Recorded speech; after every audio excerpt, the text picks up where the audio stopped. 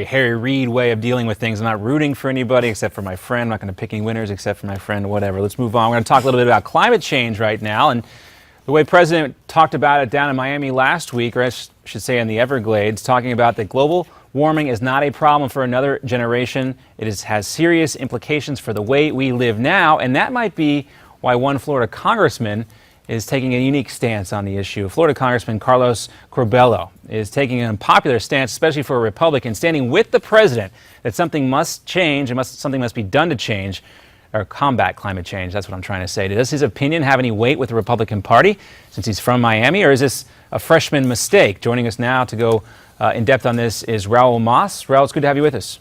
Thank you so much. Thank you for having me. All right. Well, we know that Miami, this is climate change or whatever you want to call it. There's a real issue that the city is spending a lot of money trying to protect flooding, beach erosion, the intrusion of some of these king tides, as they're called. Is this something we're going to hear from other GOP congressmen, or is Carlos Curbelo just trying to appropriate some money to bring it back home to his district? No, listen, I know Carlos. He's a very thoughtful young man. And, he's a little bit unconventional at times, not necessarily going to be in the mold at all times.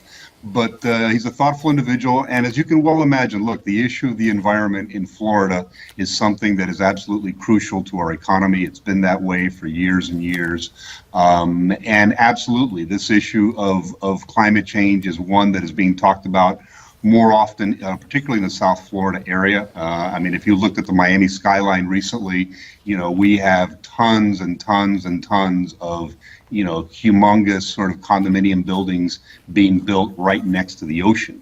And obviously those real estate developers have a lot of money invested in that. And, it's a topic of conversation. Look, I personally, I'm not a scientist, but I have a great deal of respect for the scientific community. And, when I see the National Academy of Sciences, the American Meteorological Association, the American Geophysical Union, all very respected scientific communities saying, folks, we need to pay attention to this. I'm paying attention. Yeah, well, like we mentioned, there are real financial costs to this, and Miami's seeing this right now, and we don't know if it's human caused or not. Scientists will decide that at a later date, perhaps, but real economic impacts. But Carlos Curbelo might not have very many allies in his own party, but he does have an ally at the Vatican, Pope Francis, also talking about climate change and the UN and their need to get involved here. What do you take on the Pope's weighing in on an issue like climate change? Is this really something that we should be taking advice from the leader of the Catholic Church about?